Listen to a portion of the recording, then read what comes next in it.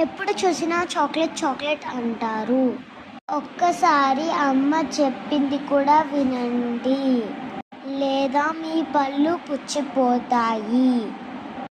ఒకవేళ మీ పళ్ళు గనక పుచ్చిపోతే పళ్ళు చెక్ చేయించుకోవడానికి నాగల్లో ఉన్న చిరునవ్వు డెంటల్ క్లినిక్కి వెళ్ళండి.